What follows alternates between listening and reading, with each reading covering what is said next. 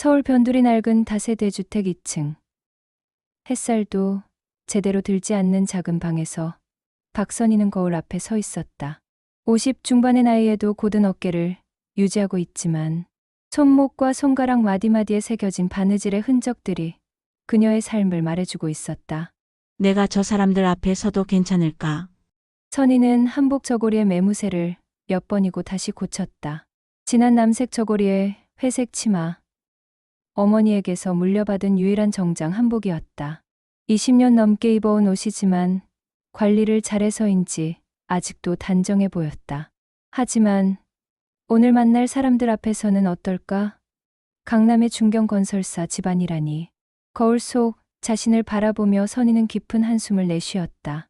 40이 넘어 시작한 재단일. 밤낮 없이 바느질하며 키워낸 제자들 중에서도 민호는 특별했다. 부모 없이 자란 아이. 선희 역시 오빠를 일찍 잃고 혼자가 된 몸이라 서로 의지하며 살아왔다. 민호가 교사가 되겠다고 했을 때도, 결혼하겠다고 했을 때도 선희는 진심으로 기뻤다. 선생님, 준비 다 됐어요? 현관문이 열리며 민호가 들어왔다. 정장을 차려입은 모습이 의젓했다. 28배 초등학교 교사. 키는 그리 크지 않지만 언제나 환한 미소를 지닌 청년이었다. 어머, 벌써 왔니? 시간이 이렇게 빨리 갔나? 지연이가 먼저 가서 자리를 잡고 있을 거예요. 선생님도 너무 긴장하지 마세요. 민호는 선희의 어깨를 다독이며 말했다. 하지만 그 역시 긴장한 기색이 역력했다. 손을 계속 주물거리고 있었고 평소보다 말도 많았다. 지연이 부모님은 어떤 분들이래? 아버지는 건설회사를 운영하시고 어머니는 집에서 여러 봉사활동을 하신다고 하더라고요. 그래? 좋은 분들 같구나. 선희는 애써 밝게 대답했지만 가슴 한구석이 무거웠다. 건설회사라는 말을 들으니 문득 오빠 생각이 났다. 오빠도 건설 현장에서 일하다가 아니다. 오늘은 좋은 날이다. 이런 생각은 하지 말자. 선생님, 정말 괜찮으세요? 민호가 걱정스럽게 물었다. 선희는 고개를 끄덕이며 작은 가방을 들었다. 가방 안에는 민호를 위해 정성스럽게 준비한 작은 선물이 들어있었다. 직접 수놓은 손수건이었다. 괜찮다, 괜찮아. 가자. 택시 안에서 선희는 창밖을 바라보며 생각에 잠겼다. 민호가 처음 자신을 찾아왔던 날이 떠올랐다. 20살이었던 그 아이가 어느새 이렇게 훌쩍 자라서 결혼을 하게 되다니. 시간이 참 빠르다. 곧 도착할 거예요. 민호의 목소리에 선희는 정신을 차렸다. 고급스러운 간판들이 보이기 시작했다. 강남의 그 유명한 한정식집. 이런 곳에 와본 적이 있던가? 가슴이 두근거렸다. 설렘과 두려움이 뒤섞인 복잡한 감정이었다. 오늘 이후로 민호의 인생이 달라질 것이고 자신의 삶도 조금은 달라질 것이다. 좋은 방향으로 달라지기를 간절히 기도하며 선희는 택시에서 내렸다. 강남 한복판의 고급 한정식집 소담. 은은한 조명 아래 한옥 양식으로 꾸며진 개별 룸에서는 정갈하게 차려진 상차림이 두 가족의 만남을 기다리고 있었다. 박선희는 민호 옆자리에 앉아 긴장된 손을 무릎 위에 가지런히 놓았다. 오늘 입은 한복은 평소보다 훨씬 고급스러웠지만 바느질 일로 거칠어진 그녀의 손마디는 감출 수 없었다. 선생님, 너무 긴장하지 마세요. 지연이 부모님도 좋은 분들이에요. 민호가 선희의 어깨를 가만히 두드리며 말했다. 하지만 그의 목소리에도 떨림이 섞여 있었다. 문이 열리며 지연이 가족들과 함께 들어왔다. 단아한 원피스를 입은 지연이 환한 미소로 인사했다. 어머님, 안녕하세요. 오지연입니다. 어머, 정말 예쁘구나. 우리 민호가 참 좋은 사람 만났네. 선희가 따뜻하게 맞았다. 지연의 어머니 윤정이 우아하게 고개를 숙이며 인사했다. 안녕하세요. 평소 민호 선생님 이야기 많이 들었어요. 정말 훌륭한 선생님이라고 지연이가 늘 자랑하더라고요. 분위기가 화기애애하게 흘러가던 그때 마지막으로 들어선 남자가 있었다. 회색 정장을 말끔히 차려입은 50대 중반의 남자. 오상훈이었다. 그는 습관적으로 자리를 둘러보다가 선희와 눈이 마주쳤다. 순간 시간이 멈춘 것 같았다. 상훈의 얼굴이 점점 굳어졌다. 그의 눈빛이 놀라움에서 당황으로 그리고 분노로 변해갔다. 선희 역시 얼굴이 하얗게 질려 손이 떨리기 시작했다. 당신이 여기 왜? 상훈의 목소리가 떨렸다. 아버지? 지연이 이상함을 눈치채고 아버지를 바라봤다. 선희는 입술을 깨물며 고개를 숙였다. 죄송합니다. 제가 몰랐습니다. 무슨 일이세요? 민호가 당황하며 일어섰다. 상훈은 주먹을 꽉 쥐며 말했다. 이 사람 때문에 그의 목소리가 점점 커졌다. 당신 오빠가 그 사고 때문에 우리 가족이 얼마나 힘들었는지 아세요? 룸 안의 공기가 얼어붙었다. 윤정이 놀란 눈으로 남편을 바라보며 여보, 진정해요 하고 말했지만 상훈의 분노는 멈추지 않았다. 15년 전 그 사건 당신 오빠 박선우 씨 상훈이 떨리는 목소리로 말했다. 현장 안전 수칙을 어기고 무리하게 작업하다가 사고가 났는데 왜 우리만 책임져야 했습니까? 선희의 눈에서 눈물이 흘러내렸다. 그건 그때는 이 결혼 절대 안 됩니다. 상훈이 일어서며 소리쳤다. 내 딸이 그 집안과 결혼한다고? 말도 안 돼. 아버지. 지연이 울먹이며 아버지의 팔을 잡았다. 무슨 소리예요? 민호도 충격에 휩싸여 선희를 바라봤다. 선생님 이게 무슨... 선희는 고개를 들어 상훈을 바라보며 떨리는 목소리로 말했다. 저도 오빠를 잃었습니다. 그때 제가 얼마나 힘들었는지 아시나요? 하지만 당신도 고통받고 있다는 걸 알기에 고통? 상훈이 비웃었다. 당신들이 우리 가족을 파탄 지경까지 몰고 갔는데 룸안은 완전히 아수라장이 되었다. 지연은 울음을 터뜨렸고 윤정은 어쩔 줄 몰라 했다.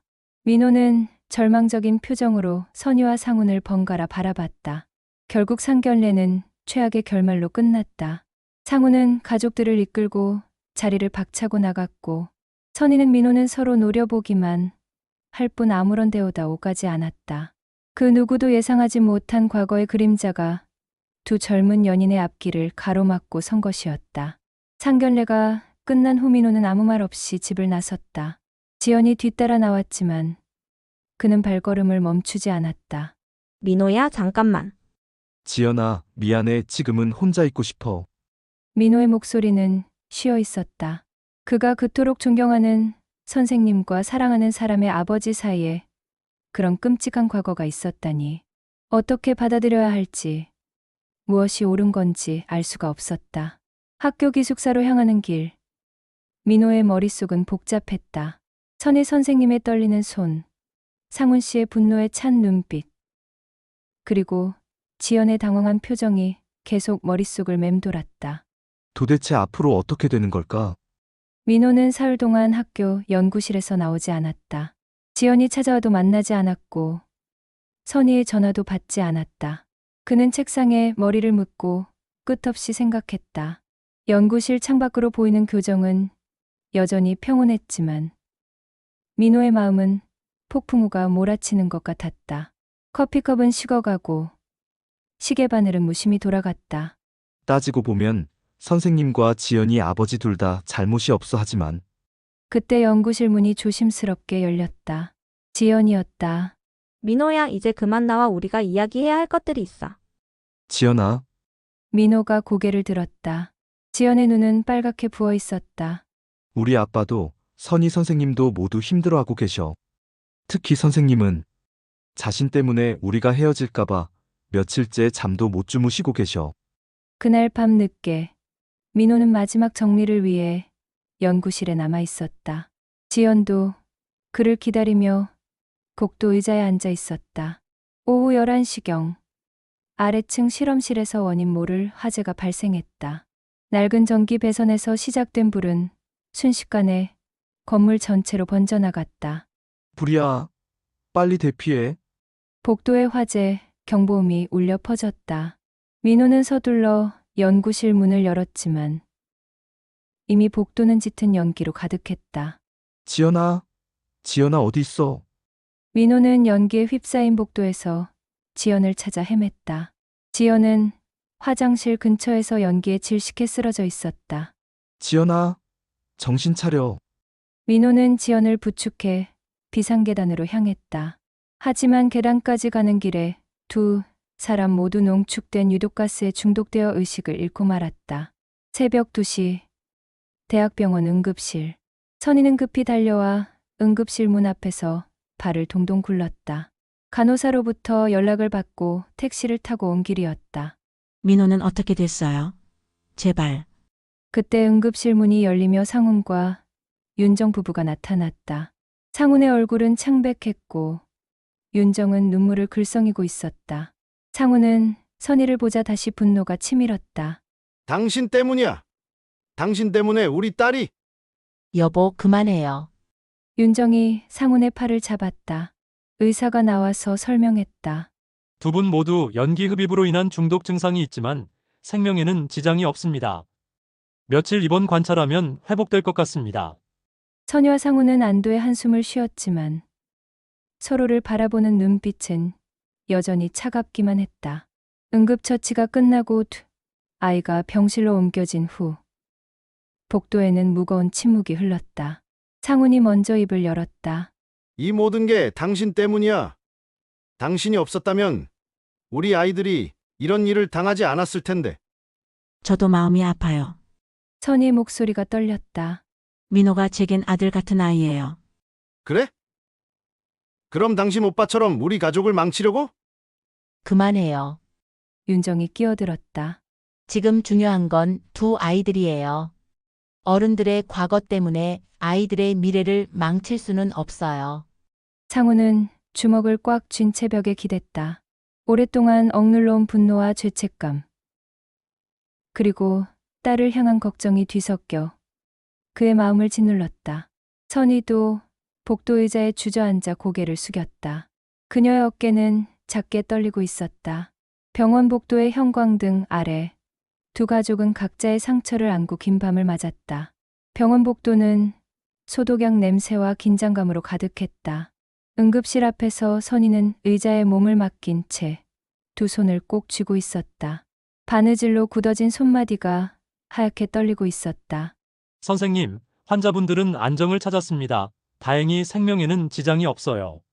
의사의 말에 선희는 안도의 한숨을 내쉬었지만 그 순간 뒤에서 들려오는 묵직한 발걸음 소리에 몸이 경직되었다. 이 모든 게 당신 때문이야.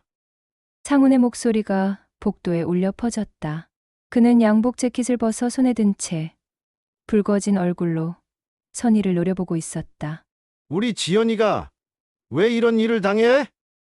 당신 가족과 엮이지 않았다면 이런 일은 없었을 거야?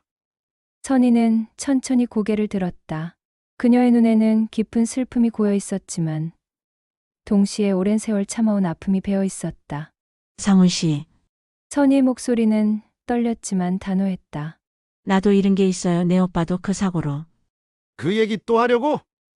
상훈이 한 발 더 다가섰다. 당신네 오빠가 안전수칙을 지키지 않았던 거잖아. 내가 뭘 잘못했다고? 여보, 갑작스런 목소리에 두 사람이 동시에 돌아봤다. 상훈의 아내 윤정이 서둘러 복도를 걸어오고 있었다. 그녀의 얼굴에는 피로와 걱정이 역력했지만 눈빛만은 단단했다. 지금 뭐 하는 거예요? 병원에서 이렇게 소리 지르면 어떡해요? 윤정은 남편의 팔을 잡으며 말했다. 상훈은 아내를 보더니 잠시 숨을 고르었지만 여전히 분노가 가시지 않았다. 당신은 몰라 이 사람이 누군지. 우리가 얼마나? 알아요.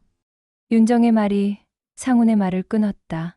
오래전 일이죠. 하지만 지금은 그때가 아니에요. 윤정은 선희에게로 시선을 옮겼다. 두 여자의 눈이 마주쳤다. 어머니로서의 걱정과 아픔을 서로가 알아볼 수 있었다. 선희 씨, 저도 마음이 복잡해요. 하지만 지금 가장 중요한 건 우리 아이들이에요. 민호 군과 우리 지연이가 서로를 얼마나 아끼는지 모르시나요? 선희는 고개를 끄덕였다. 목이 메어 말이 나오지 않았다. 여보, 당신도 알잖아요. 지연이가 민호 군 얘기할 때 얼마나 행복해 하는지. 그 아이가 처음으로 진짜 사랑한다고 말한 사람이에요. 창훈의 주먹이 천천히 풀렸다. 그는 벽에 등을 기대고 고개를 떨어뜨렸다. 그래도 이 사람들과는 과거는 과거예요. 윤정의 목소리가 조금 높아졌다. 아이들이 만든 미래를 우리가 과거의 상처로 망칠 권리는 없어요. 그때 응급실 문이 열리며 간호사가 나왔다. 환자 보호자분들이시죠? 두 분 다 의식을 회복했습니다. 잠깐씩 면회 가능해요. 세 사람은 서로를 바라봤다. 창훈의 얼굴에서 분노는 약간 누그러들었지만 여전히 복잡한 감정들이 교차하고 있었다. 먼저 들어가세요. 선희가 조용히 말했다. 가족이 우선이죠. 윤정은 고개를 끄덕이며 남편의 팔을 이끌었다. 창훈은 발걸음을 멈추고 선희를 돌아봤다. 이 일은 아직 끝나지 않았어. 알아요. 선희가 대답했다. 하지만 아이들은 행복해야 해요. 창훈은 더 이상 말하지 않고 응급실 안으로 들어갔다. 복도에 홀로 남겨진 선희는 창가로 걸어가 밖을 내다봤다. 어둠이 내리고 있었지만 저 멀리 새벽빛이 희미하게 보이기 시작했다. 병원, 로비 한쪽 구석 카페. 오후 햇살이 창문을 통해 스며들어도 두 사람 사이의 공기는 여전히 차갑다. 선희는 종이컵을 두 손으로 감싸며 떨리는 입술을 달래려 했고 상우는 맞은편에 앉아 주먹을 꽉 쥔 채 선희를 노려보고 있었다. 왜 그때 아무런 말도 하지 않았지? 상훈의 목소리에는 20년 묵은 분노와 억울함이 뒤섞여 있었다. 그는 테이블을 탁 치며 몸을 앞으로 기울였다. 당신 오빠가 죽은 건 내 잘못이 아니라고. 그런데 왜 나만 죄인으로 만들어놨어? 20년 동안 나는 그만해요. 선희의 나직한 목소리가 상훈의 격한 감정을 잠시 멈춰 세웠다. 그녀의 눈가에 맺힌 눈물이 햇살에 반짝였다. 사실 저도 알고 있었어요. 선희는 떨리는 손으로 가방에서 낡은 봉투를 꺼냈다. 20년 전 신문기사와 몇 장의 서류들이 들어있었다. 오빠가 죽은 그 현장 진짜 원인은 원청사 덕산건설의 무리한 발주였어요. 당신네 회사는 그냥 하청업체였을 뿐이고요. 상훈의 얼굴이 점점 창백해져 갔다. 그럼 왜 상훈이 소리쳤다. 그때 증언하지 않았어? 왜 나 혼자 모든 걸 뒤집어 쓰게 놔뒀어? 선희는 고개를 푹 숙이며 떨리는 목소리로 말했다. 증언했어요, 처음엔. 뭐, 검찰 조사 때 저도 증언했어요. 오빠가 말했던 원청사의 공기 단축 압박, 부실한 안전장비 지급까지 다 말했어요. 하지만 선희는 봉투에서 한 장의 편지를 꺼냈다. 덕산건설 법무팀 명의의 공식 문서였다. 이틀 뒤 이게 왔어요. 허위 증언으로 무고죄 고발하겠다는 내용이었어요. 그리고 선희의 목소리가 더욱 작아졌다. 그때 민호가 중학교 2학년이었어요. 장학금 받아가며 공부하고 있었는데 그 장학재단이 덕산건설 계열사더라고요. 상훈의 눈이 커졌다. 협박 편지엔 이렇게 써 있었어요. 계속 떠들면 아이 장학금도 끊고 무고죄로 고발해서 전과자로 만들어주겠다고. 그리고 당신에 대한 처벌은 업무상 과실치사로 마무리해주겠다고. 그래서 당신은 증언을 철회했어요. 선희의 눈에서 눈물이 떨어졌다. 민호 미래를 망칠 순 없었어요. 제가 전과자가 되면 아이가 입시에서 취업해서 불이익을 받을 거라고. 덕산건설은 그걸 노렸던 거예요. 상훈은 주먹을 꽉 쥐었다. 20년간 자신을 짓눌렀던 것이 이런 거대한 음모였다는 사실에 분노가 치밀었지만 동시에 선희에 대한 원망이 조금씩 누그러지기 시작했다. 당신도 피해자였구나. 미안해요. 선희가 손수건으로 눈물을 닦으며 말했다. 당신을 희생시켜서라도 민호를 지키려고 했어요. 어머니로서는 그게 최선이라고 생각했어요. 상훈은 머리를 감싸며 긴 한숨을 내쉬었다. 분노는 여전했지만 그 칼끝이 선희가 아닌 다른 곳을 향하기 시작했다. 덕산건설 그 새끼들이 이제 와서 뭘 해도 오빠는 돌아오지 않아요. 그리고 당신도 20년을 고통받았잖아요. 두 사람 사이에 긴 침묵이 흘렀다. 상훈은 선희를 바라봤다. 여전히 마음 한구석에는 원망이 남아 있었지만 이제는 그녀도 자신과 같은 피해자였다는 걸 알 수 있었다. 이걸로 모든 게 해결되는 건 아니야. 상훈의 목소리는 차갑지만 전처럼 적대적이지는 않았다. 20년의 원망이 하루아침에 사라지지는 않아. 알아요. 선희가 고개를 끄덕였다. 저도 아직은 당신을 완전히 용서할 수는 없어요. 하지만 아이들은 우리와 다르잖아요. 민호와 지연이에게까지 이 고통을 물려줄 필요는 없어요. 상훈은 잠시 생각에 잠겼다가 천천히 고개를 끄덕였다. 분노는 여전했지만 이제는 그 이유가 달라졌다. 선의를 향한 것이 아니라 모든 걸 조작한 거대한 악에 대한 것이었다. 아이들을 위해 생각해보지. 하지만 우리 사이가 하루아침에 좋아질 거라고는 기대하지 마. 그걸로 충분해요. 창밖으로 석양이 지고 있었다. 완전한 화해는 아니었지만 적어도 서로가 적이 아니라는 걸 확인한 하루였다. 병실 문이 조용히 열렸다. 선희는 조심스럽게 들어가며 민호의 얼굴을 살폈다. 3일 만에 깨어난 그의 얼굴에는 여전히 피로가 서려 있었지만 의식은 또렷했다. 선생님, 민호가 약한 목소리로 불렀다. 괜찮다, 괜찮아. 선희의 손이 민호의 이마를 어루만졌다. 지연이도 괜찮고 다 지나갔어. 그때 병실 문이 다시 열리며 상훈이 들어섰다. 그의 손에는 과일 바구니가 들려 있었고 얼굴엔 지난 며칠간의 번민이 깊게 새겨져 있었다. 민호는 놀란 듯 몸을 일으키려 했지만 상훈이 손짓으로 제지했다. 움직이지 마라. 상훈의 목소리는 이전과 달리 부드러웠다. 그는 천천히 민호의 침대 앞으로 다가가더니 예상치 못한 행동을 취했다. 무릎을 꿇고 앉은 것이다. 아저씨, 민호가 당황하며 말했다. 내가 잘못했다. 상훈의 목소리가 떨렸다. 과거의 아픔에 사로잡혀 너희들의 미래를 망치려 했어. 선희 선생님께도 너에게도 미안하다. 선희는 상훈의 어깨에 손을 올렸다. 일어나세요. 우리 모두 아픈 시간이었어요. 상훈이 천천히 일어서며 민호를 바라봤다. 너희 결혼 허락하마 하니 축복하겠다. 민호의 눈에서 눈물이 흘러내렸다. 고맙습니다. 정말 고맙습니다. 그날 오후 지연도 병실을 찾았다. 여전히 기침을 하고 있었지만 얼굴에는 밝은 미소가 피어 있었다. 상훈은 지연의 손을 잡고 말했다. 딸아, 아빠가 미안했다. 좋은 사람 만난 것 축하한다. 아빠. 지연이 상훈의 품에 안겼다. 한 달 후 결혼식 당일이었다. 예식장 앞에서 선희는 민호의 넥타이를 다시 한번 매만졌다. 그녀가 직접 지은 한복 저고리 위에는 정성스럽게 수놓은 매화꽃이 피어 있었다. 긴장되지? 선희가 물었다. 아니요, 오히려 마음이 편해요. 민호가 환하게 웃었다. 선생님 덕분에 진짜 가족을 얻게 됐으니까요. 예식이 시작되고 두 가족은 나란히 앉았다. 상훈과 선희는 서로를 바라보며 미소 지었다. 과거의 응어리는 아직 남아있지만 그 상처 위에는 따뜻한 이해와 용서가 자리 잡았다. 신랑 신부가 서로에게 반지를 끼워주는 순간 햇살이 창문을 통해 예식장을 비췄다. 모든 이의 눈에 눈물이 맺혔지만 이번에는 기쁨의 눈물이었다. 선희는 상훈을 바라보며 생각했다. 오빠도 하늘에서 기뻐할 거야. 원망보다는 사랑이, 미움보다는 용서가 더 아름답다는 걸 우리가 보여줬으니까. 새로운 가족이 탄생하는 순간이었다.